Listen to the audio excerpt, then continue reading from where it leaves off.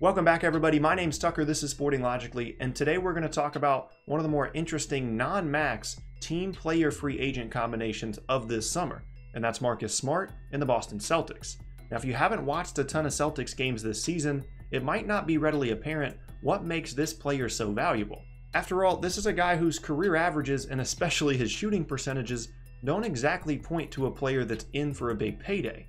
In fact, Smart's insistence on shooting over 4 threes a game every season of his career to this point, despite his low percentages from that range, have been a comedic subject that many have taken advantage of, including myself on this channel. But when it comes to Marcus Smart, maybe more so than any other player in the entire league, the traditional statistical contributions that he racks up during the game don't necessarily show his entire impact on the team. Though he is just 6'4", Smart's one of the more versatile defenders in the league, with the ability to defend quick guards, athletic wings, and some of the stretch bigs in the league as well. In a league that's now largely based on positional flexibility and versatility, Smart's knack for guarding positions 1 through 4 is a huge boost to his value that, as I mentioned previously, doesn't necessarily show up in the box score. In addition to this, he brings great energy and passion that really has a way of lifting up the other players around him. Whether it's diving for a loose ball, boxing out a bigger player for a rebound, or just a great defensive sequence, Smart is a huge part of the identity and mentality that the Boston Celtics have as a franchise and have continued to build since Brad Stevens took over as head coach. There was clearly a huge difference in how the team played and the energy and effort they brought to the floor once Smart returned in the 2018 postseason. And as a result, he might be one of the most valuable players on a team that is stacked with both young and veteran talent.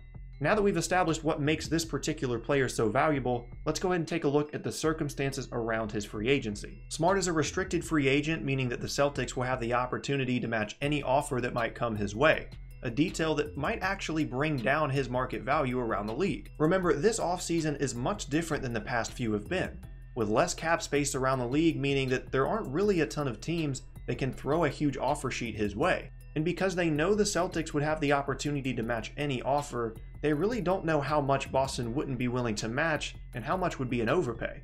Now, it stands to reason that the Celtics would be willing to match any reasonable offer for Smart this summer.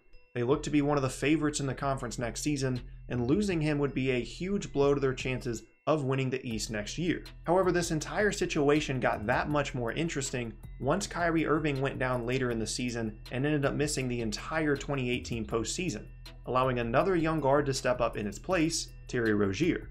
Though he was inconsistent, especially on the road, Rozier proved to be a talented and valuable player in his own right.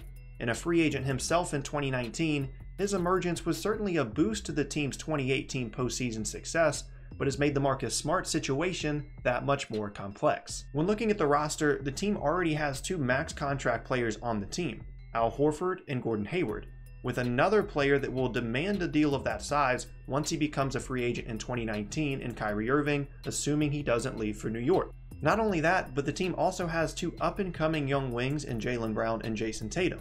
And though it's obviously early in their careers, it isn't out of place to consider that they might be worth max or near max deals once their rookie contracts run out. Obviously, having this much talent is a great problem to have, but when you're considering bringing back Smart and/or Rozier, it's important to look at how that might affect the team's payroll moving forward. With this information in mind, there are really 3 paths the team could take with this situation specifically. First, they could look to bring back Smart on a deal worth around $15 million a year, a 4-year $60 million contract for example, and then look to trade Rozier either this summer or at next season's trade deadline.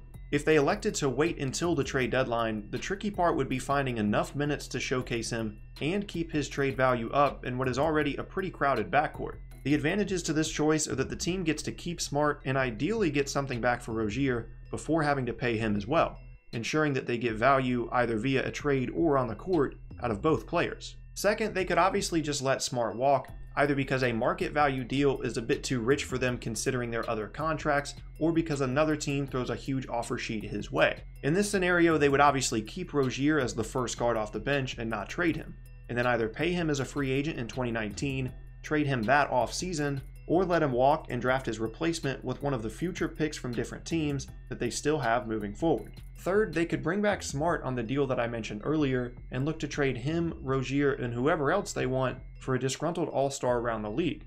I wouldn't begin to speculate on who the target of that potential trade would be, but there have been reports they've had discussions with teams this past season. And with the amount of young assets they have, I wouldn't doubt that there were many more potential deals that we'll never even hear about. In all three of these options, one thing is constant. The team just can't afford to bring back both Smart and Rozier on big deals. But that isn't to say that they haven't done a great job of positioning themselves for future success in terms of their contracts. Al Horford's max deal expires the same year that Jaylen Brown's rookie extension would kick in, while Gordon Hayward's expires the same year that Jason Tatum's would. As usual, this is absolutely brilliant planning on the part of Danny Ainge and the rest of the front office in Boston, as it allows the team to be competitive for potentially the next 6 to 8 years without being in a huge luxury tax hole. Having said that, the bar has been raised in the last few seasons in terms of the talent level required to compete for an NBA championship, and although the present and future certainly looks bright for the Celtics, they, nor any other team, can really afford very many roster building mistakes if they want to build a sustainable, championship caliber team for years to come.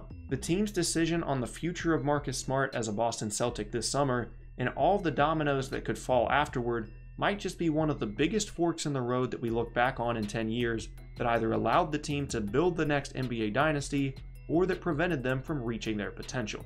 Time will only tell what the right decision is, but as always, I'm very interested to see what you guys have to say. What do you think the Boston Celtics should do this summer? Be sure to comment down below. Next up is a roster rebuild video coming next week, so be on the lookout for that. Thanks for watching, and I'll see you all next time.